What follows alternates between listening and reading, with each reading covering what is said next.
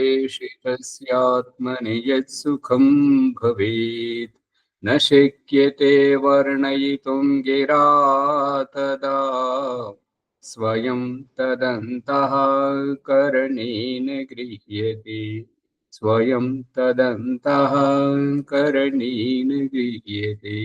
ओम शांति शांति शांति। ఈ యొక్క ఉపనిషత్ జ్ఞాన గంగా అధ్యాత్మ సత్సంగానికి వచ్చేసినటువంటి వారందరికీ నమస్తే, స్వాగతం, సుస్వాగతం. ఓం నమస్తే ఆచార్యజీ. సర్వభ్యో నమో నమః ఆచార్యజీ. నమస్తే. ఈ మాట్లాడుతున్నది ఎవరు, ఈ నడుస్తున్నది ఎవరు, పని చేస్తున్నది ఎవరు, ఈ యొక్క వ్యవహారాన్ని స్పష్టంగా చెప్పట్లేదు. తుమ్మేది ఎవరు, దగ్గేది ఎవరు, ధ్యానం చేస్తున్నది ఎవరు, యజ్ఞం చేస్తున్నది ఎవరు, కొట్లాడుతున్నది ఎవరు, ఈ యొక్క అన్ని రకాలుగా వ్యవహారం చేస్తున్నటువంటిది నేను అనేటువంటిది స్పష్టంగా రావట్లేదు. స్పష్టంగా చెప్పగలగాలి అందరూ. సూటిగా చెప్పడం వచ్చినప్పుడే మనకు మన ఉద్దేశం నెరవేరుతుంది. సూటిగా చెప్పడం రానంత వరకు ఇబ్బంది పడాల్సి వస్తుంది. ఇంకా దూరంగానే ఉంటుంటాం. అందు గురించి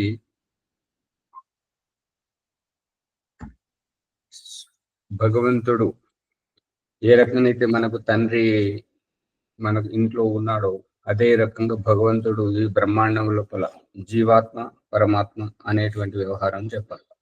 సరే, ఇప్పుడు మన ప్రకరణంలోకి వస్తే బృహదారణ్యకోపనిషత్తు 3వ అధ్యాయము 9వ బ్రాహ్మణము 28వ సంపుటంలో ఉన్నాము.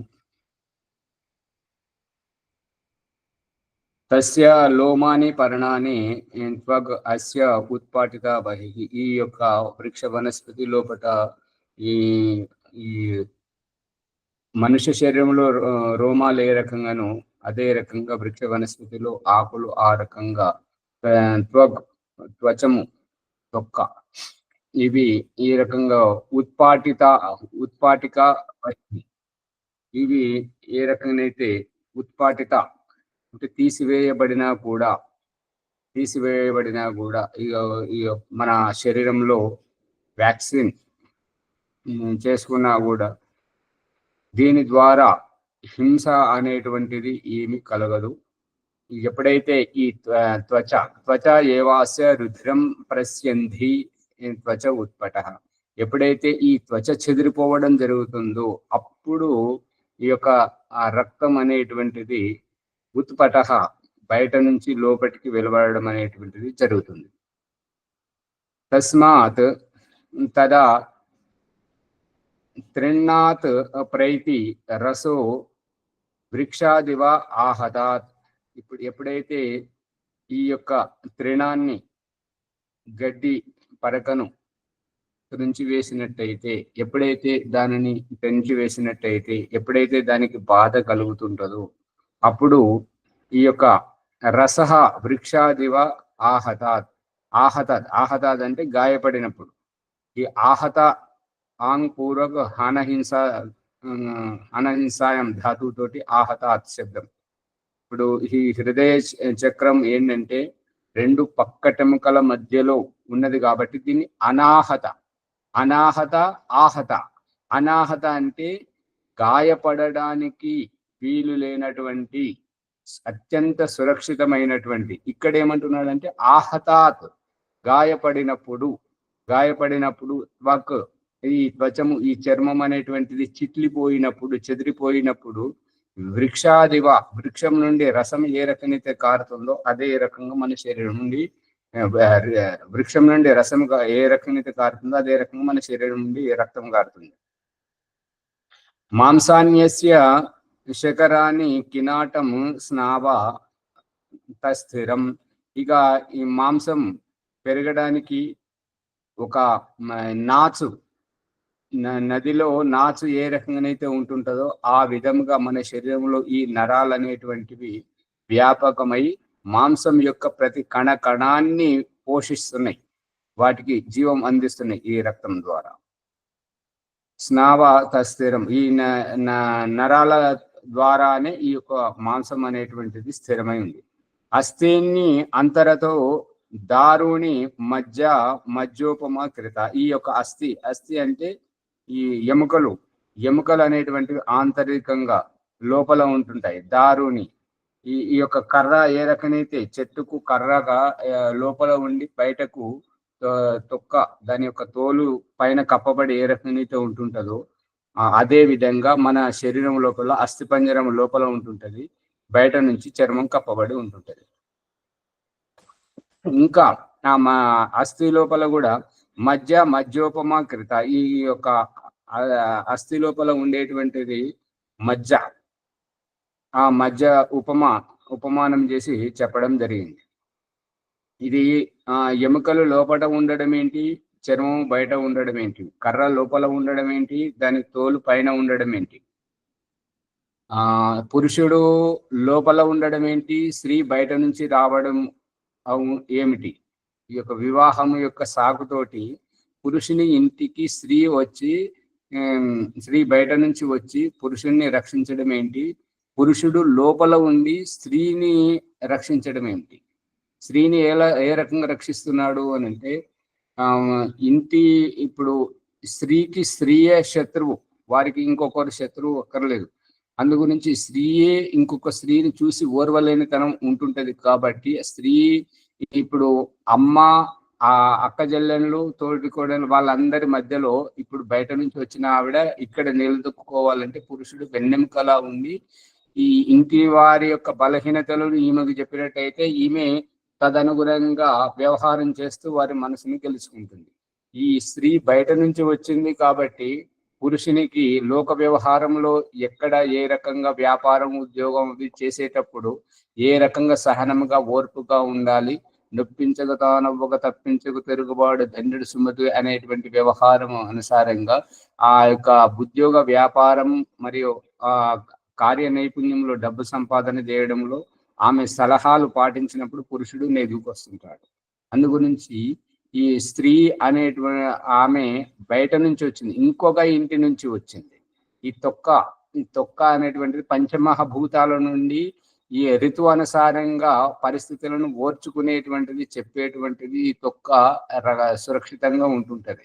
ఎముక సున్నితమైనటువంటిది, ఇరగగలదు కానీ ఒదగలేదు.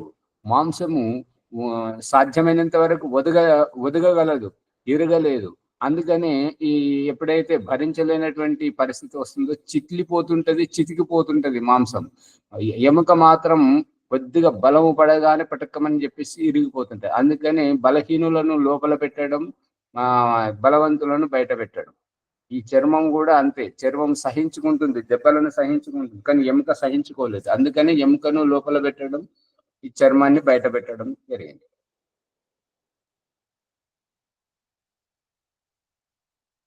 యద్ వృక్నో రోహతి మూలాన్ అవతరః పునః మర్త్యః స్విన్ మృత్యునా వృక్నః కస్మాన్ మూలాత్ ప్రరోహతి. ఏదైతే యత్ వృక్షో వృక్నః, ఏదైతే వృక్షాన్ని ఖండించినప్పుడు అది ఏ రకమైతే చిగురు పెడుతూ మూలాన్ అవతరః, మళ్ళీ మూలమును ఊపిరి పోసుకున్నట్టుగా మళ్ళీ సజీవంగా బ్రతుకుతుంది. కానీ మర్త్యః, ఈ మరణ ధర్ముడైనటువంటి ఈ మనుషుడు స్విన్ మృత్యునా వృక్నః కస్మాన్ మూలాత్ ప్రరోహతి. ఇతడు మృత్యు వచ్చి చంపేసినప్పుడు ఇతడు ఎందుకు మళ్ళీ చిగురించడు, ఎందుకు మళ్ళీ బ్రతికి ఉండడు అనేటువంటిది ఇక్కడ ప్రశ్నించడం జరిగింది. కారణం ఏంటంటే ఈ యొక్క పురుషుడు జీవుడు అనేటువంటి వాడు ఇప్పుడు ఈ పరకాయ ప్రవేశం ప్రకరణము మరియు పరకాయ ప్రవేశ ప్రకరణం ఒకటి, ఇంకోటి జీవం పోయడం ఒకటి. ఇది చాలా ఆలోచించండి, ప్రశ్నించండి. జీవం పోయడం, జీవింపజేయడం ఒకటేమో గర్భంలో పురుష శరీరం నుండి శుక్రకణాన్ని తీసుకొచ్చిన స్త్రీ శరీరం యొక్క అండం ఆ పురుష శరీరం నుండి యొక్క జీవకణాన్ని తీసుకొచ్చినటువంటి అన్నం శరీరం ఏ రకంగా సానుకూలంగా ఉంటే ట్యూబ్లో ఉంటే ట్యూబ్లో, లేదంటే గర్భాశయంలో సానుకూలతగా ఉంటే గర్భాశయంలో స్థిరపరిచినప్పుడు అక్కడ తల్లి శరీరంతో ముడిపెడుతూ ఈ ఎదిగేటువంటి పిండంలో జీవం పోసే పరిస్థితి ఒకటి. ఇంకొకటి గర్భం నుంచి వచ్చిన తర్వాత బొడ్డు తాడు కోసినప్పుడు ఈ యొక్క శ్వాసను అందిస్తూ బ్రతికింపజేయడం, జీవితాన్ని ఆరంభింపజేయం, ఇదొకటి. ఇంకొకటి ఏంటంటే ఈ పరకాయ ప్రవేశంలో ఇంకొక శరీరం నుంచి ఈ శరీరంలోకి వచ్చి సహకరించడం, మరియు ఏదైనా ఇబ్బందులు పడుతున్నట్టయితే వారికి ఆ ఇబ్బంది పడే వారికి సహకరించడము, లేదా వారి మనస్తత్వాన్ని తెలుసుకొని వెళ్ళిపోవడం, ఇది యోగ ప్రక్రియ.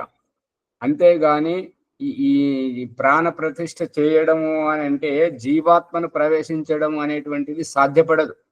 జీవాత్మను ఈ దేహంలో ప్రవేశింపజేసేటువంటి మాధ్యమం కేవలము తండ్రి ఈ యొక్క గర్భాధానంలో పురుష శరీరం నుండి స్త్రీ శరీరానికి శుక్రకణముగా మాత్రమే రాగలదు. ఈ యొక్క అన్యాక్రాంతంగా బయట నుంచి వచ్చినప్పుడు ఆ శరీరం యొక్క స్వభావము, ఆ నిర్మాణమైనటువంటి ఆ పిండానికి ఈ శరీరానికి సంబంధం ఉండదు. ఏంటంటే భగవంతుడు ఏ రకంగానైతే హిరణ్య గర్భ సమవర్తత అగ్రే, ఇప్పుడు హిరణ్య గర్భ స్థితికి వెళ్ళడానికి నాసదీయ సూక్తం చెప్తున్నాడంటే నా సదాసిద్ నా అసదాసిద్, సత్తు కూడా లేదు అసత్తు కూడా లేదు. అటువంటి స్థితిలో హిరణ్య గర్భుడు అనేటువంటి ఆ పరమేశ్వరుడు సమవర్తత అగ్రే మొట్టమొదట ఉండి ఈ యొక్క సృష్టిని చేశాడు. భూతస్య జాతః ప్రతిరేక ఆసిద్, ఈ 84 లక్షల జీవరాశుల అన్నింటికి స్వామి, నాయకుడు, జనకుడు ఈ యొక్క పరమేశ్వరుడు ఒక్కడే ఉన్నాడు. ఇది ఏ రకంగా బ్రహ్మాండంలో చూపిస్తున్నాడో పిండంలో పురుషుడు వివాహ వయస్కుడై అమ్మాయి దగ్గరికి వెళ్ళి ఆమెను వరించి వివాహం చేసుకుని ఉత్తరవేదిలో గర్భాధానం చేసుకొని రావడం. ఉత్తరవేదిలో గర్భాధానం చేసుకొని రావడానికి ఆధారం ఏమిటి అని అంటే ఈ భూమిని తయారు చేసిన తర్వాత సూర్యకిరణాలతోటి ముడిపెట్టి దాన్ని సక్రియం చేస్తున్నప్పుడు భూమి ఆవిష్కృతం అవుతూనే ఈ యొక్క స్వేదజ, అండజ, జరాయుజ, ఈ యొక్క స్వేదజం అంటే గాలిలో తేలాడేటువంటి క్రిములు, మరియు ఉద్భిజములు అంటే మొలకెత్తి తయారయ్యేటువంటి వృక్ష వనస్పతి పంటలు, ఆ తర్వాత అండజములు గుడ్లు పెట్టి సంతానాన్ని గనేటువంటి పక్షు జాతులు, ఇక జరాయుజములు గర్భాధానముతోటి సంతానాన్ని గనేటువంటి పశువులు, మనుషులు.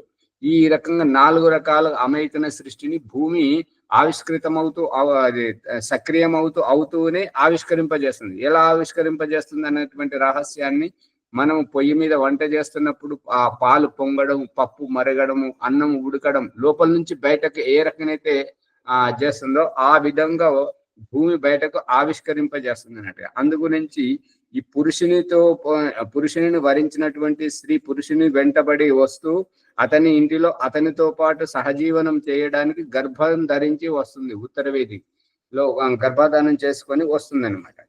అది బ్రహ్మాండాన్ని సూత్రాన్ని చెప్పేటువంటిది ఈ యొక్క వివాహ వ్యవస్థ.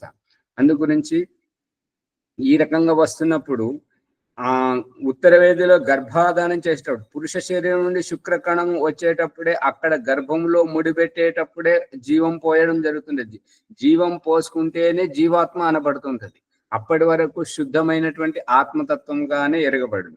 ఎప్పుడైతే నవమాసంలో పిండం ఎదిగిన తర్వాత గర్భములో ఉన్నటువంటి ఆ పిండం గర్భం నుంచి బయటకు వచ్చాక బొడ్డుతాడు మీద ఆధారపడి ఉన్నటువంటి పరాధీనతను అంటే జీవాత్మకు ఏంటంటే తల్లి శరీరం నుంచి జీవాత్మ తన శారీరక స్ఫూర్తి, శారీరక ఊహ, నేను నాది అనేటువంటి ఊహ లేనటువంటి స్థితిలో పేగుబంధంతో ముడిపెట్టి ఏ రకంగానైతే చెట్టు మీద కాయను తొడిమితో ముడిపెట్టి పరిపక్వం చేస్తున్నాడో అదే రకంగా గర్భంలో పిండమును తల్లి శరీరంతో ముడిపెట్టి పేగుబంధంతో అక్కడ పరిపక్వం చేశాడు.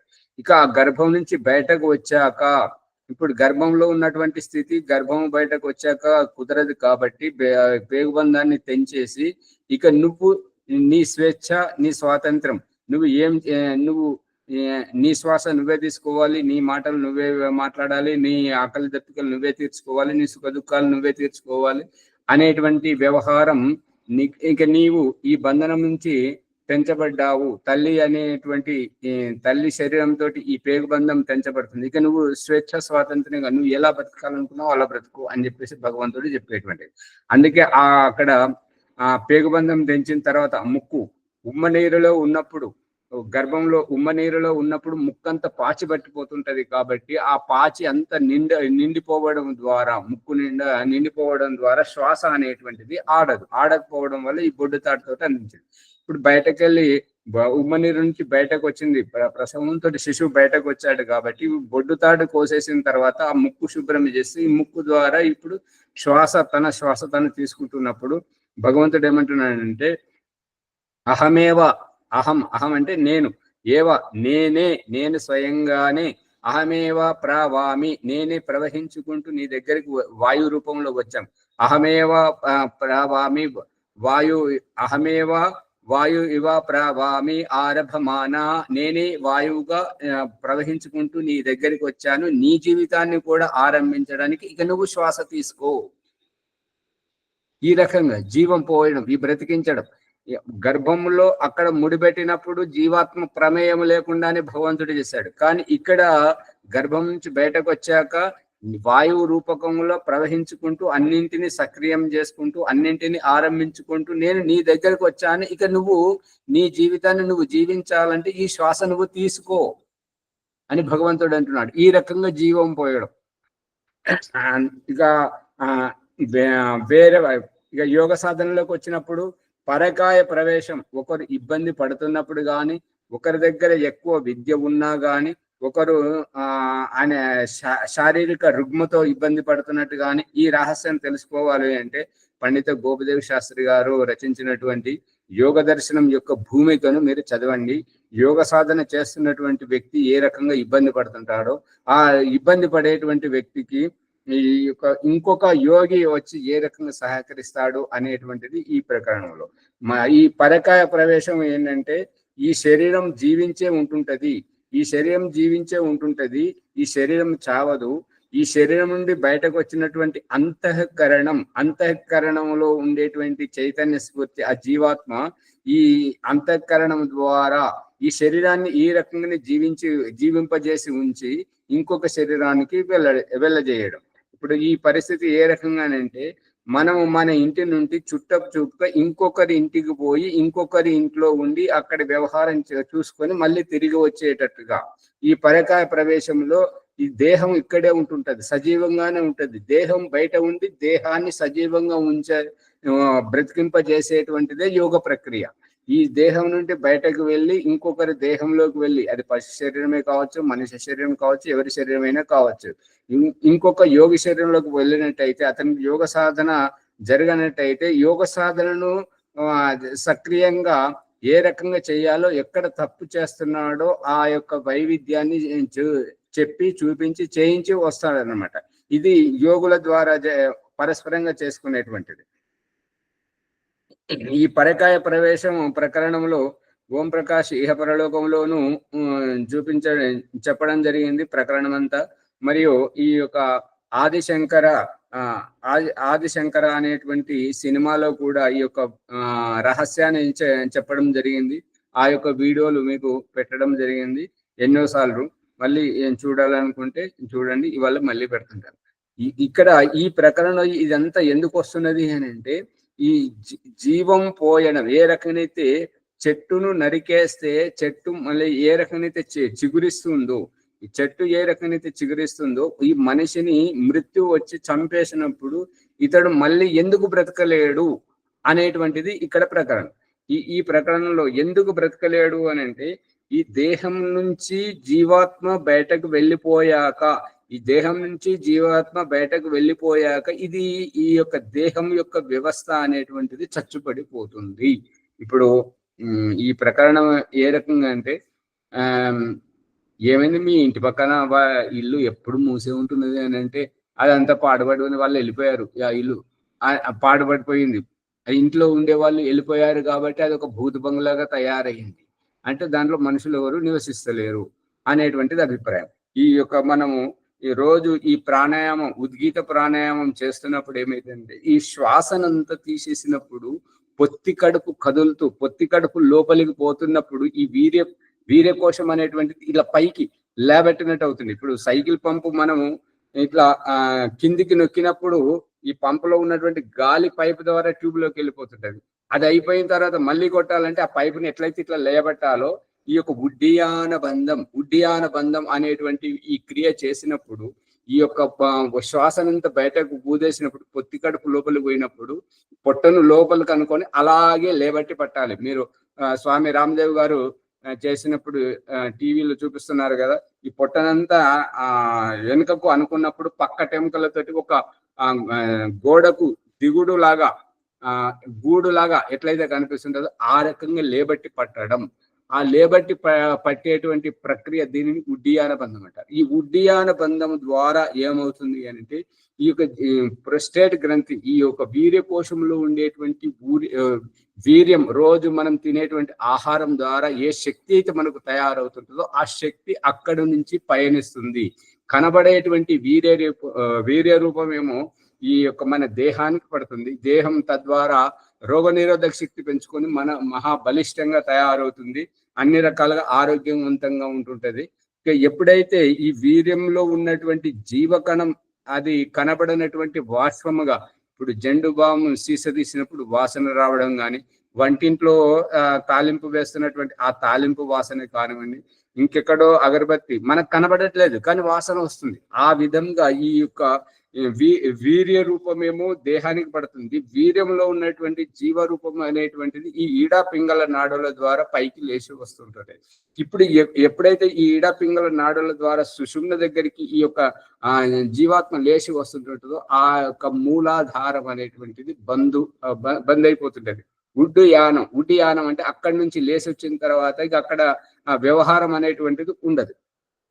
కాబట్టి ఈ ప్రకరణంలో ఏంటంటే జీవాత్మ ఈ మృత్యువు వచ్చి శరీరం నుంచి ఒకసారి బయటకు వచ్చింది అంటే ఈ యొక్క శరీర వ్యవస్థ ఎటువంటిది అంటే యజమానుడు ఉన్నప్పుడు, ఇంటి వాళ్ళు ఉన్నప్పుడు ఇల్లు ఊడ్చి అలుపు పూతగా శుభ్రంగా కనిపిస్తుంది. ఇంటి వారు లేనప్పుడు చెత్తగా పడి అది ఏ రకంగా మురికిగా కనిపిస్తుందో అదే రూపకంగా ఈ యొక్క శరీరం నుంచి జీవాత్మ వెళ్ళగానే శరీరం చచ్చుబడిపోతుంది. మళ్ళీ దాన్ని సక్రియం చేయడం సాధ్యం కాదు. ఆ చచ్చుబడిపోవడం అని అంటే జీవనీయాంశం కోల్పోయి కుళ్ళిపోతుంది. కుళ్ళిపోవడం వల్ల ఆ కుళ్ళిపోయిన దానిని సక్రియం చేయడం కుదరదు. అందుకే మన శరీరంలో ఎవరికైనా కూడా ఇన్ఫెక్షన్ వచ్చి ఈ కాలు ఇన్ఫెక్షన్ వచ్చినప్పుడు ఆ నల్లగా అవడం, ఆ పుండు కావడం, ఆ పుండును మాన్పింపజేయడానికి దాన్ని కొట్టేయడం, ఆ వేలును తీసేయడం, ఆ కాలును తీసేయడం, ఇది మనం చూస్తున్నాం. కారణం ఏంటి? అది చచ్చుబడిపోయిన తర్వాత మళ్ళీ సక్రియంగా కావాలంటే అది కాలేదు. ఎందుకు అంటే అటువంటి వ్యవస్థ లేదు.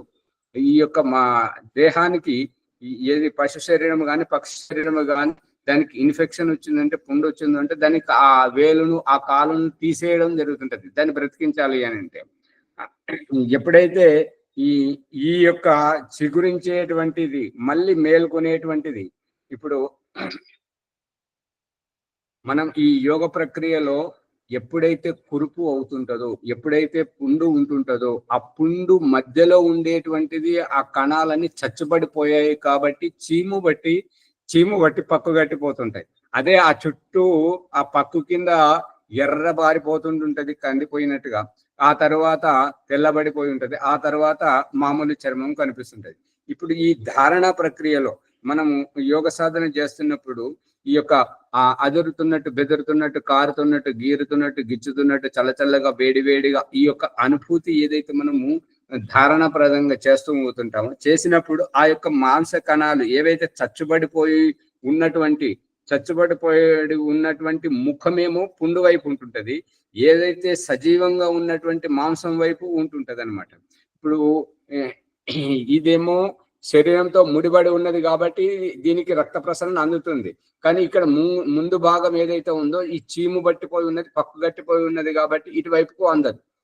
ఈ ధారణ ప్రక్రియ ద్వారా ఏమైతుంటది అంటే దీనికి ప్రోత్సాహాన్ని ఇచ్చుకుంటూ ప్రోత్సాహాన్ని ఇచ్చుకుంటూ సజీవంగా చేయడం ద్వారా ఈ పక్కగట్టిపోయినటువంటి అంశము జరిగిపోతుంటది. మళ్ళీ ఈ శరీరంతో ముడిపడి ఉండి ఇది సక్రియం అవుతుంటది, పుండు మానిపోతుంటది. యోగ సాధన లోపల ఈ యొక్క సూర్యకిరణాల్లో 7 రంగుల కిరణాల్లో నీలిరంగు కిరణం ద్వారా ఆ యొక్క ఓజస్సు మన శరీరంలోకి వచ్చేసి ఈ రోగ నిరోధకం అనేటువంటిది రుగ్మతలన్నింటినీ పారదోలి మన శరీరాన్ని ఆరోగ్యవంతంగా చేస్తుంది. అందుకే యోగులకు యోగ సాధన చేసేటువంటి వారికి రోగాలు సహజంగా రావు. అందు గురించి ఈ యోగ సాధన చేయడంలో ఈ ధారణ శక్తి ద్వారా ఈ యొక్క మృత కణాలన్నింటినీ బయటకు పంపించడం.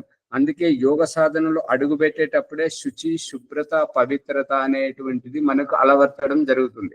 తద్వారా ఈ మృత ఒక్క నిమిషం ఉండండి. ఈ మృత శరీరం నుంచి జీవాత్మ బయటకు వెళ్ళిన తర్వాత ఈ శరీరము సజీవంగా ఉండడానికి ఈ శరీరానికి ఏవైతే రసస్రావాలు ఈ జీవం అవసరం ఉంటుంటుందో ఆ జీవము రసస్రావాలను స్రవింపజేసేటువంటి జీవాత్మనే వెళ్ళిపోయింది. కాబట్టి అప్పుడు ఈ శరీరము బ్రతికి ఉండడానికి ఆస్కారం లేదు. ఈ యోగ సాధనలో జీవాత్మ శరీరంలో ఉన్నది కాబట్టి ఈ ధారణ శక్తి ద్వారా మాంసకణాలను చచ్చుబడిపోతున్నటువంటి వాటిని సక్రియపరచడం జరుగుతుంది. ఈ చనిపోయినప్పుడు శరీరం నుండి ఆత్మ అని పోయింది, చనిపోయింది, గమ్యం ఇది యొక్క గడప దాటిపోయింది. వాహనం నుంచి యాత్రికుడు దిగిపోయాడు, బస్సు నుంచి డ్రైవర్ దిగిపోయాడు, కారు నుంచి డ్రైవర్ దిగిపోయాక ఆ వాహనం నడవదు, ఆగిపోతుంది. అదే విధంగా ఇక్కడ వృక్ష వనస్పతి జాతి వేరు, ఈ మనుష్య శరీరం ఈ యొక్క జీవరాశుల యొక్క జాతి వేరు. ఇది జీవాత్మ ఉన్నప్పుడే దీనికి రసస్రావాలు అందుతుంటాయి. ఈ వృక్ష వనస్పతికి ఏమవుతుంటుందంటే ఈ సూర్యుని యొక్క కిరణాల ద్వారా మరియు భూమి నుంచి ఉర్వరకమైనటువంటి ఎనర్జీ అందుతుంటది, వేర్ల ద్వారా వాటికి అందుతుంటది. కాబట్టి చిగురించడానికి ఆస్కారం ఉంది. ఇక్కడ మన మనుష్య శరీరం, మన ప్రాణుల శరీరానికి ఏంటంటే వేటి ద్వారానైతే స్రావాలు అందుతున్నాయో, వేటి ద్వారానైతే జీవము ఊపిరి అందుతుందో ఆ జీవాత్మనే వెళ్ళిపోయింది. కాబట్టి ఇక్కడ వేరే జీవాత్మ వెళ్ళిపోయిన తర్వాత ఈ రసస్రావాలు స్రవించడానికి గాని ఈ యొక్క ఊపిరి అందడానికి కానీ ఆస్కారం లేదు. అందు గురించి చచ్చిపోతుంటాడు. ఇది మళ్ళీ బ్రతకడానికి వీలు లేదు. అర్థమవుతుందా ప్రభాకర్ గారు? అవుతుందా? అందుకని ఇక్కడ ఈ ఉపనిషత్తు ఋషి చెప్పదలుచుకున్నది ఏంటంటే ఈ యొక్క వృక్ష వనస్పతి అయితే చిగురిస్తూ ఉంటుంటది. మరి మన మనుష్య శరీరము ఇది చచ్చుబడిపోయినటువంటి అంగం మళ్ళీ ఎందుకు బ్రతకదు అని అంటే ఆరంభ దశలో ఆ కురుపులు ఉన్నప్పుడు, ఆ పుండ్లు ఉన్నప్పుడు అటువంటి దశలోనైతే బాగవుతుంటది. అదే దానికి ఈ యొక్క కుళ్ళిపోయినప్పుడు, ఈ ఎర్ర మాంసం నల్లబడ్డ తర్వాత దానికి చీము వచ్చినప్పుడు దాన్ని బాగు చేయొచ్చు, పుండుగా ఉన్నప్పుడు దాన్ని బాగు చేయొచ్చు. అదే కుళ్ళిపోయిన తర్వాత బాగు చేయడం సాధ్యపడదు. కారణం ఏంటంటే ఈ ఎనుకకు జీవం ఉన్నది కాబట్టి, జీవం ఉండడం వల్ల రక్తాన్ని వెనుకకు గుంజుతున్నది కాబట్టి, ఈ గుండె ఇట్లా దీన్ని చేస్తున్నది కాబట్టి అక్కడికి వెళ్ళి పీల్చడం జరుగుతుంటది. ఆ కుళ్ళిపోయినటువంటి రసం మంచి మాంసకణాల్లోకి వచ్చేసరికి అది ఇక్కడ వ్యాపిస్తూ ఉంటుంటది కాబట్టి దాన్ని తీసేయడం అవసరం. అర్థమవుతుందా ముని గారు? ఓ మా ఆచార్య అర్థమవుతుంది. కానీ మరి పరకాయ ప్రవేశంలో ఆత్మ వెళ్ళిపోయినాక ఎట్లా బతుకుతుంది శరీరం? అది దాని అక్కడ అంతఃకరణం వెళ్తుంటే శరీరం నుండి సంబంధం తెగిపోలేదు. ఇప్పుడు దానికి భగవంతుడు చూపిస్తున్నాడు కదా, చుట్టరికములో మనం ఒకరింటికి కొద్దిసేపటి వరకు, ఒక రోజు, ఒక 2 రోజులు, ఒక వారం రోజులు, ఒక నెల రోజులు పోయి మన మూలాలు ఇక్కడే ఉంటాయి, మన ఇంటిలోనే ఉంటాయి. మనం ఇంటిలో మనకున్నంత స్వేచ్ఛ పరాయి ఇంటిలో ఉండదు. అదే భగవంతుడు చూపిస్తున్నాడు. ఈ పరకాయ ప్రవేశంలో జరిగేటువంటిది ఇదే. శ్యామలయ్య గారు మీరు చాలాసేపటి నుంచి అడగండి. స్వామి, ఇప్పుడు యోగ సాధన లోపల ఒక అవయం ఖరాబ్ అయిపోయింది అంటే అది ఇంకా చచ్చుపడిపోలేదు, దాన్ని కుళ్ళిపోలేదు. అప్పుడు యోగ ద్వారా ఆ భూతద్దం ద్వారా ఎట్లయితే కిరణాలను ఎక్కడ ప్రసారింపజేస్తారో అప్పుడు ఆ శరీరాన్ని సరి చేసుకునేటటువంటిది యోగులకు ఉంది కదా అని అది ఉన్నదనే చెప్తున్నా. ఇప్పుడు చెప్పే ప్రకరణం అంతా ఉన్నదనే. కానీ మీరు తీసుకున్న ఉదాహరణ సరైనటువంటిది కాదు. భూతద్దం తోటి మనం అది సరి చేస్తామని అంటే భూతద్దంలో సూర్యకిరణాలు పడితే అది కాలిపోతుంది. కాగితంను కాలబెట్టడము, చెత్తను కాలబెట్టడం ప్రయోగాలు చేస్తున్నారు. మనం కూడా చూసాం, మీరు కూడా చేసే ఉంటుంటారు. భూతద్దం కాదు, అది యోగ ప్రక్రియలో అది ధారణ ప్రక్రియ. ఇప్పుడు మనం ఇక్కడ ఆశ్రమంలో ఇవన్నీ ఎదురెదురుగా కూర్చొని చేయించడం జరుగుతుంది. ఆన్లైన్ లో అయితే ఇదివరకు చేయించాము. ఇప్పుడు ఈ ప్రక్రియను మనం ఆశ్రమంలో ఎదురెదురుగా కూర్చొని చేయబోతున్నాం కొద్ది రోజుల్లో. అది చూడండి. ఇప్పుడు బాలాజీ గారు ఏమంటున్నారంటే ధ్యాన మందిరం ఎప్పుడవుతుందో అప్పుడవుతుంది, ఇప్పుడు ఉన్నదాన్ని అయితే సద్వినియోగం చేసుకోవాలి కదా అని చెప్పేసి వారు అంటున్నారు. అది వారి అభిప్రాయం చాలా మంచిది. ఆ రకంగానే చేస్తాను. ఇంకా మునిగారు అయిపోయిందా సందేహం? ఇది సందేహం సరిగా కాలేదా ఆచార్య? పరకాయ ప్రవేశం లోపల అంతరాత్మ అంటారు, ఆత్మ అంటారు. ఆత్మ శరీరానికి ఒకసారి బయట వెంటనే మళ్ళా లోపలికి రాదు కదా, వస్తుంది. అదే అది పరకాయ ప్రవేశంలో ఉన్న రహస్యం ఏంటంటే, ఇప్పుడు భగవంతుడు చూపిస్తున్నటువంటిది, మనము ఒకరి ఇంటికి ఒక వ్యక్తి దగ్గరికి పోయినంత మాత్రాన, ఒక వ్యక్తిని కలవడానికి పోయినంత మాత్రాన మన ఇల్లు విడిచిపెట్టిపోతున్నాము, మనకి ఇంకే ఏ ఆధారం లేదు అని కాదు. అతన్ని కలవడానికి కలుస్తున్నాం, వస్తున్నాం. ఉద్యోగానికి పోతున్నాం, వస్తున్నాం. వ్యాపారానికి పోతున్నాం, వస్తున్నాం. చుట్టరికానికి పోతున్నాం, వస్తున్నాం. అది ఏ రకంగానో ఇక్కడ కూడా అదే రకంగా. ఇక్కడ ఎట్లా జరుగుతుంది అని అంటే, వినండి మునిగారు, అంతఃకరణము వేరు. అంతఃకరణములో ఇప్పుడు ఈ కపిల మహర్షి చెప్తున్నటువంటిది సత్వరజ సమసాం సామ్యావస్థ ప్రకృతి మహాతోర అహంకారాత్ పంచ తన్మాత్రాన్ని ఉభయమింద్రియం మనః. ఇది అంతఃకరణ. ఈ అంతఃకరణాన్ని నడిపించేటువంటిది ఈ మనసు తర్వాత ఉండేటువంటి జీవాత్మ. ఈ జీవాత్మని దీనికి ఆధారం. ఈ జీవాత్మ ఒక డ్రైవర్. దయానంద సరస్వతి సత్యార ప్రకాశం అష్టమ సమోల్లాసం సృష్టి ఆరంభ ప్రకరణంలో పరమాణు సృష్టి వ్యవస్థ చూపిస్తున్నప్పుడు ఈ యొక్క అంతఃకరణాన్ని చూపించాడు. ఈ అంతఃకరణంతో పోతుంటది. ఈ శరీరంతో సంబంధం తెగిపోదు ఈ పరకాయ ప్రవేశంలో. అందుకే ఇక్కడ ఆదిశంకర దాంట్లో మీరు చూసే ఉంటారు. ఇవాళ మళ్ళీ చూడండి, అక్కడ ఏం చేస్తుంటారంటే, నేను కొద్ది రోజులు ఈ దేహమును విడిచి వెళ్ళిపోతున్నాను, నేను ఒక మండలం అంటే కొద్ది రోజులు అంటే ఒక మండలం, ఆ మండలం లోపల నేను తిరిగి వస్తాను. అప్పటి వరకు అష్టాములక రుద్రజేడ తైలములతో వాటితో పాటు ఈ శరీరానికి మీరు సంరక్షిస్తూ ఉండండి అని చెప్పేసి వారికి బాధ్యతను అప్పగించి ఏ రకంగా సంరక్షించాలో చెప్పి వెళ్ళిపోతుంటాడు. ఇది అపరిపక్వమైనటువంటి వ్యవస్థ. పరిపక్వమైనటువంటి వ్యవస్థలో ఏంటంటే, ఈ గుఫలలో ఈ సాధన చేయడం ద్వారా ఏంటంటే అక్కడ ఇంకొక వ్యక్తి ఉండడు. యోగ సాధనలో ఒంటరిగా ఉండాలి కాబట్టి గుఫలలో సాధన చేసేటప్పుడు పరకాయ ప్రవేశంతో ఈ శరీరం నుండి ఇంకొక శరీరానికి వెళ్ళేటప్పుడు కొన్ని రోజులు పడుతుంటాయి. అది పరిపక్వమైనటువంటి పూర్ణ స్వేచ్ఛ స్వాతంత్రంగా యోగులు చేసేటువంటిది.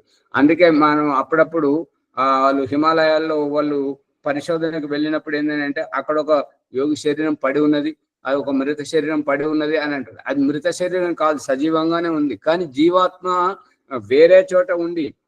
ఇప్పుడు ఈ రహస్యాన్ని ప్రాణిక్ హీలింగ్ అనే ప్రకరణం ఒకటి కొత్త ప్రకరణం ఈ మధ్య వచ్చింది. కానీ కోర్టు దానికి అనుమతి ఇవ్వలేదు, దానికి అది ప్రమాణీకరించలేదు. ఎందుకు అని అంటే, ఈ శరీరంతో సాధన చేస్తున్నటువంటి వ్యక్తి ఇక్కడ ఉన్నప్పుడు ఇదే సమయంలో ఇంకొక వ్యక్తి ఇదే విద్యను తెలిసినటువంటి వ్యక్తి యోగ సాధనలో కూర్చున్నప్పుడు వీరు ఇక్కడ దీపం పెట్టుకుంటారు, వారు అక్కడ దీపం పెట్టుకుంటుంటారు.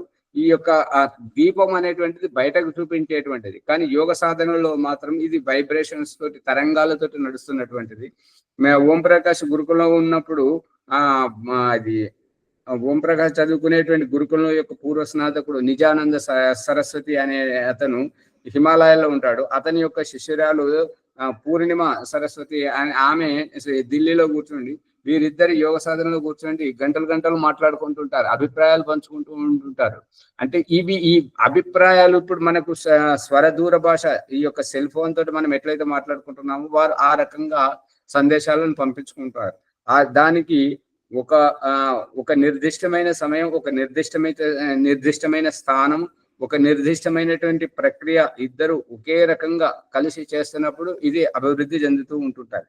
ఇక్కడ పరకాయ ప్రవేశంలో ఈ దేహమును వదిలిపెట్టి వెళ్తున్నారు. అక్కడనేమో రెండు శరీరాలు ఒకే సమయంలో కూర్చుండి వారు మాట్లాడుకోవడం, అవి తరంగాలు నడుస్తున్నాయి. ఇక్కడ ఏంటంటే ఈ దేహంలో ఉండేటువంటి ఆత్మ ఈ దేహాన్ని విడిచిపెట్టి ఇంకొక దేహానికి వెళుతున్నప్పుడు ఏంటంటే ఇది అంతఃకరణం ద్వారా సాధ్యం అవుతుంటది. చనిపోయేటప్పుడు ఈ అంతఃకరణం ఈ దేహంతో వియోగం జరుగుతుంటది, మృత్యువులో వియోగం జరుగుతుంటది. ఈ పరకాయ ప్రవేశంలో వియోగం జరగదు. తను స్వేచ్ఛగా మనం ఒక చుట్టాలింటికి పోతున్నట్టుగా, చుట్టాలింటికి ఒక వ్యక్తిని కలవడానికి ఏ రకమైతే పోయి వస్తుంటామో ఆ రకంగా మనం అక్కడికి వెళ్ళినా కూడా మా ఇంట్లో అయితే ఈ రకంగా మా వాళ్ళు ఇట్లా చేస్తున్నారు అని చెప్పి ఇక్కడి విషయాలు ఇక్కడివన్నీ స్మరించుకోవడం జరుగుతుంటది. అదే రూపకంగా పరకాయ ప్రవేశం చేసేటువంటి ఆత్మ ఈ దేహం నుంచి ఆ దేహంలోకి వెళ్ళినప్పుడు ఆ దేహానికి సహకరించడానికి, ఆ వ్యక్తికి సహకరించడానికి తను అనుష్ఠిస్తున్నటువంటి యోగ సాధన, తను ఏ రకంగా పురోగతి సాధించాడో, అతడు ఏ రకంగా పురోగతి సాధించలేకపోతున్నాడో సహకరించడానికి ఒక యోగి ఇంకొక యోగికి సహకరించేటువంటి ఆస్కారం ఉంది. అందు గురించి ఇక్కడ దేహం నుంచి సంబంధం అనేటువంటిది తెగిపోదు. పరకాయ ప్రవేశంలో మృత్యువులో తెగిపోతుంది, మోక్షంలో తెగిపోతుంటది. ఓ మజాజీ, మీరు ఇక్కడ రెండు మాటలు చెప్తున్నారు. అంతఃకరణం అంటున్నారు, జీవాత్మ అంటున్నారు. జీవాత్మ అంటే జీవాత్మ వేరు, అంతఃకరణం వేరు కదా. అవును, అదే ఇప్పుడు ఇక్కడ ఓం ప్రకాష్ సత్యార ప్రకాశం ఆదర్శము సాంఖ్య దర్శనం యొక్క ఆదర్శనం తీసుకొని చెప్తున్నది ఏంటంటే అంతఃకరణలో ఈ సామర్థ్యం ఉన్నది, కానీ అంతఃకరణాన్ని నడిపించేది జీవాత్మనే. అంతఃకరణం జడ పదార్థం, జీవాత్మ చేతనం కదా. ఎట్లయితే అంతఃకరణం జడ పదార్థం, కానీ అంతఃకరణాన్ని సక్రియపరిచేటువంటిది ఈ జీవాత్మనే. ఆ జీవాత్మదే అంతఃకరణం. కాబట్టి ఆ అంతఃకరణంతో చైతన్య స్ఫూర్తి చేతనావస్థలో ఉండడానికి అదే బుద్ధితో జీవాత్మ నడుస్తున్నట్టు ఇప్పుడు అంతఃకరణంతో పరకాయ ప్రవేశం చేపిస్తుంది. స్ఫూర్తి అమ్మా బుద్ధితో జీవాత్మ నడవదు, జీవాత్మ బుద్ధి నడిపిస్తుంది. బుద్ధి జడం. శ్యామలయ్య గారు, బుద్ధి జడమే, కానీ బుద్ధి నడిచేది జీవాత్మ ద్వారానే కదండి. పరకాయ ప్రవేశం అదే బుద్ధితో వివేకాన్ని చేసి ఒకరి తర్వాత ఒకరు పరకాయ ప్రవేశం చేసినప్పుడు ఈ శరీరం ఇక్కడనే ఉన్నది, ఇంకొక శరీరంలో పోయి ఈ జీవాత్మ అయినప్పుడు రెండు జీవాత్మలు ఒక దగ్గరే ఏ విధంగా ఇప్పుడు మనము చూపుగా వెళ్ళినప్పుడు ఆ ఇంటికి వెళ్తుంటాం, వాళ్ళలో కలిసి ఉంటాం, వాళ్ళతో తింటుంటాం, పడుకుంటాం, అన్ని కలిసి చేస్తుంటాం. కానీ ఎంత చేసినా కూడా మన పరాధీనతయే ఆ ఇంటి వారి స్వేచ్ఛా స్వాతంత్రం, వారి స్వేచ్ఛా స్వాతంత్రమే. రెండు భిన్న భిన్నముగా కనిపిస్తలేవు ఆ వ్యవహారం. ఆచార్య, అది శరీరంతో పాటు జీవాత్మ కలిసి వెళ్ళినప్పుడు దీనికి ఎట్లా వచ్చుతుంది? అదే ఇప్పుడు ముని గారు సరైనటువంటి దారిలోకి వచ్చారు. ఇప్పుడు ఇక్కడ మనము భౌతిక దేహంతో చూపుగా వెళ్తున్నా మన అనుబంధం మొత్తం మన ఇంటి దగ్గర ఏ రకంగానైతే ఉంటుంటుందో, మన స్థిరాస్తులతోటి మన ఉద్యోగ వ్యాపారంతో ఏ రకంగానైతే ఉంటుంటుందో, ఈ పరకాయ ప్రవేశంలో కేవలం అంతఃకరణంతో వెళ్ళినా కూడా ఈ శరీరంతో సంబంధం ఉంటుంటది. అంతఃకరణంతో కూడి ఉన్నటువంటి ఆత్మ, ఈ అంతఃకరణంలో ఈ ఇంద్రియాల సామర్థ్యం ఉంటుంటది, ఈ కర్మేంద్రియాల జ్ఞానేంద్రియాల సామర్థ్యం, మనసు, ఈ చిత్తము, బుద్ధి, అహంకారం, వీటి యొక్క సంబంధం ఉంటుంటది. ఈ సంబంధంతో కూడినటువంటి చైతన్య ఆత్మనే ఈ పరకాయ ప్రవేశం ఇంకొకరి శరీరంలోకి వెళ్ళడానికి ఆస్కారం ఉంటుంటది. ఈ శరీరంతో సంబంధం ఉంటుంటది. ఇవన్నీ మీరు ఆశ్రమంలో కొద్ది రోజుల్లో చూడబోతున్నారు. ఇక్కడికి ఇవన్నీ ప్రయోగాత్మకంగా చేయబడుతుంటుంటవి. కాబట్టి ఇవన్నీ వ్యావహారికంగా మనం చూసినప్పుడు, చేసినప్పుడే తెలుస్తాయి. వింటే అది కొత్తగానే అనిపిస్తుంటది. ప్రభాకర్ గారు ఏదో చెప్పాలనుకుంటే చెప్పండి. జీవుడు పరకాయ ప్రవేశం చేస్తున్నప్పుడు అంతఃకరణము ఇక్కడ పడిన శరీరంలోనే ఉంటుందా? లేదు, అంతఃకరణంతో పోతుంటారు. అంతఃకరణంతో ఈ యొక్క శరీరంతో ఈ శరీరంలో అంతఃకరణం పడి ఉంటే మరి అక్కడ చైతన్య స్ఫూర్తి, ఆ జీవాత్మతో సంబంధం, ఆ శరీరంలో జరుగుతున్నటువంటి మార్పులను గ్రహించడానికి జీవాత్మకు దారేది. ఇప్పుడు అందుకే ఈ ఆదిశంకర దాంట్లో అక్కడ ప్రయోగాత్మకంగా చూపించింది ఏంటంటే అక్కడ శిష్యులకు చుట్టూ కాపలా పెట్టి అష్టామలక రుద్రజడ తైలములతో ఆ శరీరాన్ని సజీవంగా ఉంచమని చెప్పినప్పటికీ ప్రతిరోజు ఉదయం సాయంత్రం ఒక నిర్దిష్ట సమయంలో ఈ రాజు వచ్చి రాజు శరీరంలో ఉన్నటువంటి శంకరాచార్య ఆత్మ ధ్యానం చేస్తుండగా మనకు చూపెట్టాడు. ఇది ఆ రహస్యం. అందుకే తల్లి ఏం చేస్తుంటదంటే పిల్లలకు దూరంగా మొదటిసారి బయటకు వెళ్ళినప్పుడు బయటకు వెళ్తుంటది, కానీ అనుక్షణం కనుక్కుంటుంటది. పిల్లవాడు ఏడుస్తున్నదా, వారి కొద్దిగా చూస్తుండే, నేను ఇలా వస్తా అని చెప్పేసి ఊరడించడానికి ప్రయత్నం చేయడం. ఈ రహస్యం అదే. ఇప్పుడు శరీరంలో ప్రాణశక్తి సంచారం కూడా ఉండదు కదా ఆచార్యజీ? ఆత్మ లేనప్పుడు ప్రాణశక్తి సంచారము ఉండదు, కానీ శరీరం సజీవంగానే ఉంటుంది. ఇప్పుడు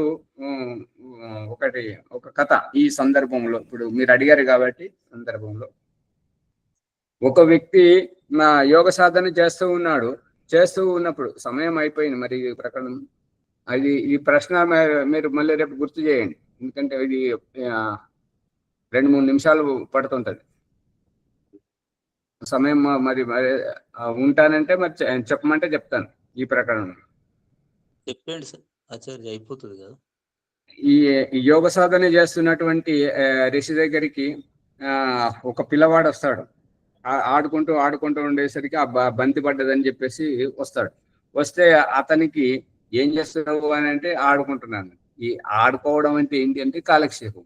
నువ్వు పుట్టింది దేని గురించి? కాలక్షేపం గురించి. ఆడుకోవడానికి పుట్టావా? నీ జీవితానికి ఏదైనా ఉద్దేశం ఉందంటే, ఉద్దేశం అంటే ఏంటి గురువు గారు అంటే, మనం ఎందు గురించి అయితే పుట్టామో ఆ లక్ష్యాన్ని నెరవేర్చుకోవడానికి మన ఉద్దేశాన్ని చేరుకునేటువంటి విధంగా ధర్మార్థ కామమోక్షాలను సిద్ధించుకోవాలి అని చెప్తుంటాడు అన్నమాట. ధర్మార్థ కామమోక్షాలు ఏంటి గురువు గారు అని చెప్పేసి పిల్లవాడు అడిగితే, ఈ ధర్మం అంటే మనము బాధ్యతాయుతమైనటువంటి పనులే చేయాలి, ఈ బాధ్యతారహితమైనటువంటి పనులు చేయకూడదు. అర్థం అంటే మనం ఇంకొకరికి చెయ్యి చాపకుండా ధన సంపాదన చేసుకోవాలి, మనం ఇంకొకరికి ఇవ్వాలి, కానీ ఇంకొకరి నుంచి దేహి అని చెప్పేసి చెయ్యి చాచకూడదు. అది నికృష్టమైనటువంటి వ్యవహారం అని చెప్తుంటాడు అన్నమాట. మరి కామం అంటే ఏంటి గురువు గారు అంటే, కామము అంటే కోరిక. మనం ఏదైతే కావాలనుకుంటున్నామో, ఏదైతే ఏ రకంగానైతే పెద్దగా గొప్పగా ఎదగాలనుకుంటున్నామో ఆ కామన అనుసారంగా, ఆ కోరిక అనుసారంగా మనం ఎదిగి చూపించడం. ఈ కామన అనే దానికి రెండవ అర్థం ఏంటంటే, మనం వివాహం కనుక చేసుకున్నట్టయితే సంతానాన్ని కానీ మన వంశాన్ని నిలబెట్టడం. ఈ రకంగా ఈ కామన యొక్క అర్థం అని చెప్పాడు. మరి మోక్షం అంటే ఏంటిది గురువు గారు అని అంటే, ఈ శరీరం పట్ల కానీ, ఈ యొక్క భౌతిక ప్రాపంచిక వ్యవస్థ పట్ల కానీ, అనుబంధాల పట్ల కానీ, తల్లి తండ్రి భార్య పిల్లలు ఎవ్వరి పట్ల అపేక్ష లేకుండా ఈ శరీరాన్ని విడిచిపెట్టి భగవంతుని యొక్క సాన్నిధ్యానికి చేరుకోవడం అని చెప్పేసి చెప్తుంటాడు. మనం చనిపోయినప్పుడు మాత్రం శరీరంతో అనుబంధం ఉంటుంటది కాబట్టి, చనిపోయేటువంటి మనము ఇష్టం లేకుండా బలవంతంగా బాధపడుతూ మనము పోతుంటాము.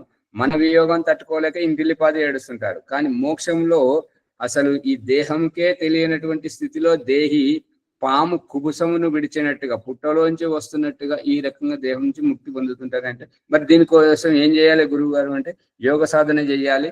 యోగ సాధన చేసినప్పుడు ఈ యొక్క బాహ్యాభ్యంతర విషయాక్షేపి చేసేటప్పుడు ఈ నాడులను ఆపాలి. ఇప్పుడు ఏ నాడులైతే ఇట్లా కొట్టుకుంటున్నప్పుడు మనకు ఈ మణిబంధం దగ్గర నాడి కొట్టుకుంటూ ఉంటుంటుందో, చనిపోయినప్పుడు డాక్టర్ వచ్చి మనకు ఈ నాడిని చూసి చెప్తుంటాడో, ఆ నాడిని ఆపగలగాలి. ఆ నాడిని ఆపినప్పుడు ఈ శరీరం బ్రతిగా ఉంటది, నాడి మాత్రమే బయటకు దొరకదు. అటువంటి స్థితిని ఆ యొక్క గురువు గారు ఆ శిష్యునికి నేర్పిస్తాడు. నేర్పించగానే అతడు అదే అభ్యాసం బాగా చేసిన తర్వాత, మరి నువ్వు మోక్షానికి వెళ్తావు అంటే, ఎలా వెళ్ళను గురుగారు, నా భార్య నన్ను అత్యంత ప్రియంగా చూసుకుంటుంది, మా అమ్మ నన్నే పంచ ప్రాణాలుగా భావిస్తుంటది, మా నాన్న నన్ను అత్యంత ప్రియంగా చూసుకుంటాడని చెప్పేసి ఆ రకంగా చెప్పేసరికి, సరే ఇక నేను చెప్తే నీకు అర్థమైతే లేదు, నువ్వు ఇంటికి వెళ్ళి, అమ్మ నాకు ఎట్లనో అవుతున్నది, ఒకవేళ నేను చనిపోతే నన్ను అంత్యక్రియలు చేసే కంటే ముందు మా గురువు గారిని పిలవండి అని చెప్పేసి చెప్తాడనమాట. చెప్పమని గురువు గారు చెప్తాడు. ఈ పిల్లవాడు ఇంటికి వచ్చేసి ఆ పిల్లవానికి ఏమని చెప్పాడంటే, నువ్వు నాడిని ఆపు, నాడిని కొట్టుకోకుండా ఆపు.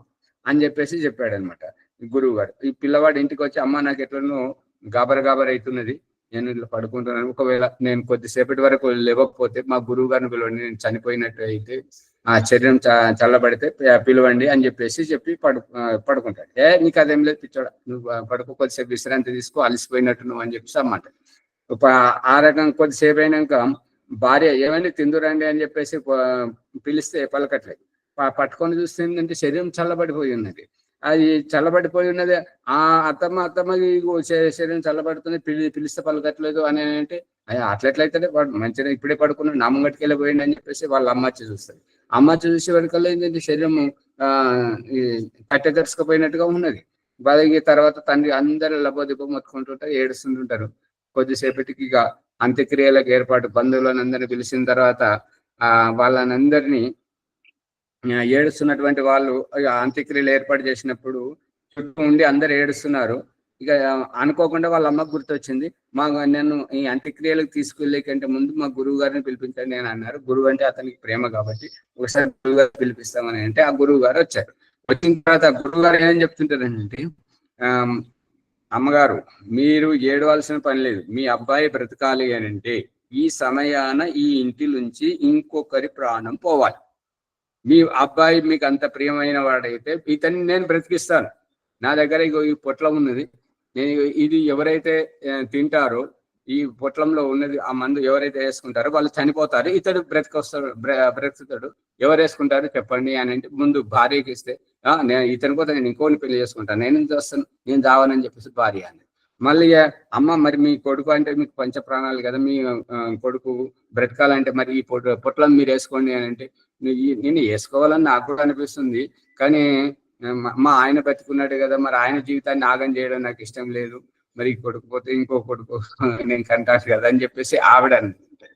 మళ్ళీ తండ్రి దగ్గరికి పోతే, నీ వంశస్థుడు కదా, మరి నీ నీ నీ మూల బీజమే కదా, అతనంటే నీకు ప్రాణం కదా, మరి మీ కొడుకు కోసం ఈ పొట్లో నువ్వు వేసుకోవాలని అంటే అతను అంటాడు, నేను వేసుకుంటాను, నా కొడుకు అంటే ఎక్కువ నాకేమున్నది, కానీ నాకు కొద్దిగా బాధ్యతలు ఉన్నాయి, ఈ కొడుకు పోతే నేను ఇంకొక కొడుకుని నేను కనగలను, అందు గురించి నేను వేసుకోలేను గురువు గారు అని చెప్పేసి ఈ రకంగా భార్య, ఆ తల్లి, తండ్రి, అక్కదమ్ములు అందరూ ఎవరి వారు అందరూ తప్పించుకుంటారు. యోగాకి ఆలోచన మరి నేను వేసుకోవాలంటే, మీరు వేసుకోండి గురుగారు, మీరు పరోపకారం చేస్తుంటారు కదా, మీరు ఇతరుల కోసమే బ్రతుకుతారు కాబట్టి మీరు వేసుకోండి, మీకు ఏది కావాలంటే అది మేము ఇస్తాం అని చెప్పేసి అని అంటుంటారు అనమాట. అప్పుడు ఆ గురువు గారు ఆ పిల్లవాడిని, చూసావా, ఇగో నీ భార్య ప్రేమ ఈ రకంగా, నీ అమ్మ ప్రేమ ఈ రకంగా, మీ నాన్న నీ పట్ల ఈ రకంగా ప్రేమగా ఉన్నాడు, ఇదంతా కేవలం స్వార్థం గురించి, ఇది ప్రేమ కాదు, ఇదంతా వ్యామోహం, నువ్వు ఎందుకు అధ్యయనంలో పడ్డావు, లేవు అని చెప్పేసి అతను లేవి చూపిస్తాడు అనమాట. ఆ రకంగా ఈ నాడిని ఆపేటువంటిది ఇది యోగ ప్రక్రియ. ఈ యోగ ప్రక్రియ దీంతో అందుకే ఒక తెలివైన డాక్టర్ ఏం చేస్తుంటాడంటే, ఈ నాడిని ఇక్కడ మణిబంధం దగ్గర పట్టుకొని చూసే కంటే కొంతమంది ఇక్కడ చూస్తుంటారు. ఇంకా యోగులు ఏం చూస్తుంటారు అంటే, ఈ మస్తిష్కంలో బ్రహ్మరంధ్రంలో ఇది ఈ నాడులన్నీ ఆగిపోయిన తర్వాత ఇక్కడ కదులుతుంటుంటది, దాన్ని చూస్తుంటుంటారు. అక్కడ అది ఆగిపోతే ఇక చనిపోయినట్టు అనేది నిర్ధారణ అవుతుంటుంది అన్నట్టు. మనకు బండ గుర్తు ఏంటంటే, ఇక్కడ చెయ్యి దగ్గర, ముక్కు దగ్గర చెయ్యి పెట్టి శ్వాసను చూస్తుంటాం. ఇవన్నీ మనం యోగ ప్రక్రియలో మనం ప్రాణాయామం ద్వారా మనకు ఆపడే నేర్పిస్తున్నాడు కదా పతంజలి మహర్షి. ఇవన్నీ ఈ క్రియలో ఉన్నాయి కాబట్టి ఈ దీంట్లో ప్రశ్నలు తీసుకురండి, ప్రశ్నలు తీసుకొస్తే సమాధానం వస్తుంటుంది. సమయం అయిపోతుంది కాబట్టి మనం సమయం యొక్క మర్యాదలో ఉండాలి. కాబట్టి నాకు తెలిసినటువంటి కొన్ని విషయాలు చెప్పాను, దీంట్లో సత్యాన్ని గ్రహించండి, ఆ సత్యాన్ని వదిలేయండి, ప్రశ్నలు తీసుకురండి, ఇంకా లోతుగా మనం ప్రయోగాత్మకంగా చేద్దామని చెప్పేసి ఆశిస్తున్నాను. ఆచార్య ఓంప్రకాష్ గారికి ధన్యవాదములు. పరకాయ ప్రవేశము సినిమా బొమ్మలో చూపిస్తున్నారు, ఈ బ్రహ్మరంధ్రంలోకి ఆత్మ వెళ్ళిపోయినట్టుగా. అది బొమ్మల రూపంలో కనబడితే అందరు నమ్ముతున్నారు, నిజమే. కానీ ఆత్మకు కనబడదు కదా, అది ఎట్లా అనేటువంటి విషయాన్ని ఆచార్య ఓంప్రకాష్ గారు లోతుగా వెళ్ళే ప్రయత్నం చేశారు. ఆయన పట్టుకోలేకపోయినాము. నాడీ ఒకటి ఉదాహరణ ఇచ్చారు, నాడీ అని, నాడీ ప్రక్రియ. ఆ నాడీ ప్రక్రియ ఎంతవరకు అనేది కూడా మనం అనుభవపేతంగానే తెలుసుకోవాలి. కాబట్టి ప్రయత్నం చేస్తే మనం దాంట్లో విజయాన్ని సాధించగలుగుతాము. ఈ శరీరంలో అంతరవయవాలు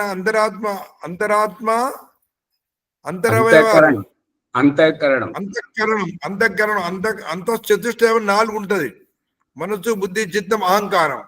ఇవి కాకుండా జీవాత్మ ఉంటది.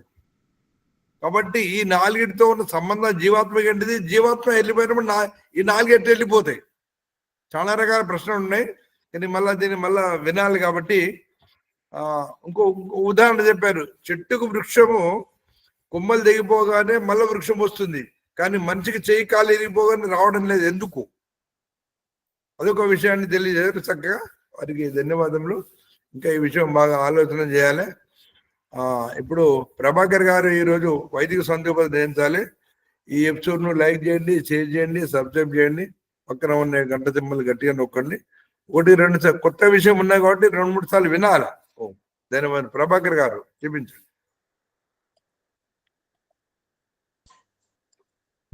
ఓం సర్వేభ్యో నమస్తే. ఆచార్య నమస్తే. వైదిక సంధ్య.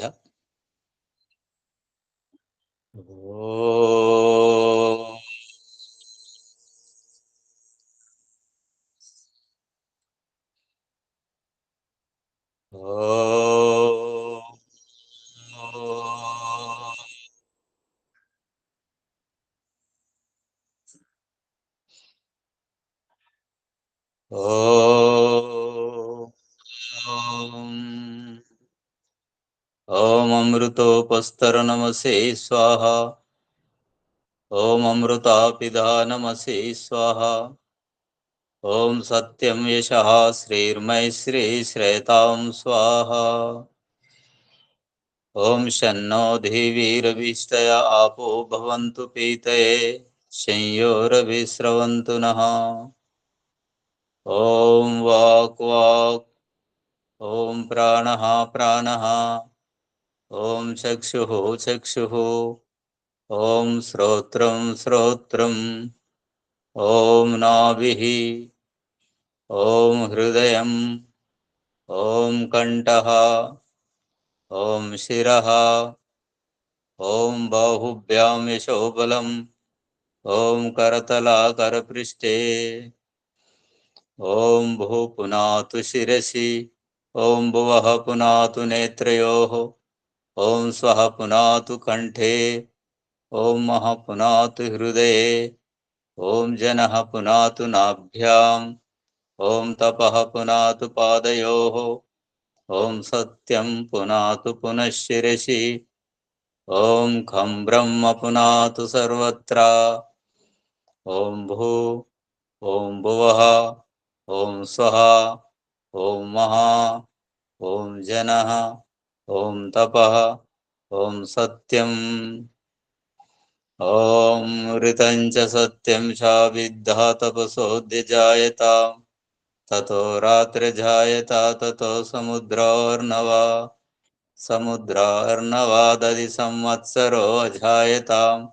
అహోరాత్రాణి విదదాద్విశ్వస్య మిషతోషి. సూర్యాచంద్రమసౌ దాతా యథా పూర్వమకల్పయేత్. దివం చ పృథివీం చ అంతరిక్షమతో స్వాహా. ఓం శన్నో దేవీరభీష్టయ ఆపో భవంతు పీతయే శంయోరభిస్రవంతు నః. ఓం ప్రాచేదిగగ్నిరధిపతిరసితో రక్షితాదిత్యా ఇషవః. తేభ్యో నమో అధిపతేభ్యో నమో రక్షితృభ్యో నమో ఈశుభ్యో నమో ఏభ్యో అస్తు. యోస్మాద్వేష్టియం వయం దిస్మస్తం వోజంబే దద్మః. దక్షిణాది ఇంద్రోధిపతిస్థిరచ్చిరాజే రక్షితా పితరైషవః. తేభ్యో నమో అధిపతేభ్యో నమో రక్షితృభ్యో నమో ఈశుభ్యో నమో ఏభ్యో అస్తు. యోస్మాద్వేష్టియం వయం దిస్మస్తం వోజంబే దద్మః. ప్రతీచేదిగ్వరుణోధిపతిః పృదాకో రక్షితాన్నమిషవః. తేభ్యో నమో అధిపతేభ్యో నమో రక్షితృభ్యో నమో ఈశుభ్యో నమో ఏభ్యో అస్తు. योऽस्मान् द्वेष्टियं वयं दिस्मस्तं वोजम्बे दद्मः उदीचीदिक् सोमोऽधिपतिः स्वजो रक्षिता शनिरिषवः तेभ्यो नमो अधिपतिभ्यो नमो रक्षितृभ्यो नमो ईशुभ्यो नमो येभ्योऽस्तु योऽस्मान् द्वेष्टियं वयं दिस्मस्तं वोजम्बे दद्मः ध्रुवादिग्विष्णुरधिपतिः कल्माशग्रीवो रक्षिता वीरुदैशवः तेभ्यो नमो अधिपतिभ्यो नमो रक्षितृभ्यो नमो ईशुभ्यो नमो येभ्योऽस्तु योऽस्मान् द्वेष्टियं वयं दिस्मस्तं वोजम्बे दद्मः ऊर्ध्वादिग्बृहस्पतिरधिपतिः श्वित्रो रक्षिता वर्षमिषवः तेभ्यो नमो अधिपतिभ्यो नमो रक्षितृभ्यो नमो ईशुभ्यो नमो येभ्योऽस्तु योऽस्मान् द्वेष्टियं वयं दिस्मस्तं वोजम्बे दद्मः जातवेदसे सुनवाम सोममरातीयतो निदहति वेदः स नः पर्षतति दुर्गानि विश्वानावेव सिन्धुं दुरितत्यग्निः चित्रं देवानामुदगादनीकं चक्षुर्मित्रस्य वरुणस्याग्नेः आप्राध्या वा पृथिवी अन्तरिक्षं सूर्य आत्मा जगतस्तस्तु चक्षा उदित्यं जातवेदसं देवं वहन्ति केतवः दृशे विश्वाय सूर्यम् उद्वयं तमसस्परिष्वः पश्यन्त उत्तरं देवं देवत्रा सूर्यमगन्मज्योतिरुत्तमम् तच्चक्षुर्देवहितं पुरस्तात् शुक्रमुच्चरत् पश्येम शरदशतं जीवेम शरदशतं शृणयाम शरदशतं प्रभ्रवाम शरदशतम् अधीनास्याम शरदशतं भूयच्च शरदशतात् शन्नो देवीरभीष्टया आपो भवन्तु पीतये शंयोरभिस्रवन्तु नः ॐ भूर्भुवः स्वः तत्सवितुर्वरेण्यं भर्गो देवस्य धीमहि धियो यो नः प्रचोदयात्। हे ईश्वरा दयानिधे भवत्कृपया अनेन जपोपासनादिकर्मणा धर्मार्थकाममोक्षाणां सद्यः सिद्धिर्भवेन्नः। ॐ नमः शम्भवाय च मयो भवाय च नमः शङ्कराय च मयस्कराय च नमः शिवाय च शिवतराय च। ॐ शन्नो देवीरभीष्टया आपो भवन्तु पीतये शंयोरभिस्रवन्तु नः। इति वैदिकसन्ध्या प्रकरणं समाप्तं। सर्वेभ्यो नमस्ते। आचार्य जी नमस्ते।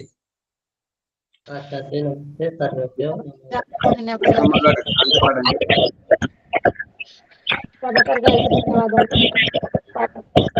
ओम देव शांति शांति पृथ्वी शांति आत्मा शांति शांति वनस्पतयः शांति विश्वे देवाः शांति ब्रह्म शांति सर्वं शांति शांतिरेव शांति सामा शांतिरेधि। ओम शांति शांति शांति। ओम नमस्ते आचार्य सर्वेभ्यो नमो नमः।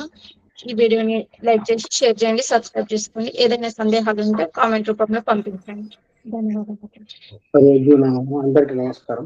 ఓం నమస్తే ఆచార్యజీ. సర్వేభ్యో నమో నమః ఆచార్యజీ. అందరికీ నమస్తే. నమస్తే ఆచార్య.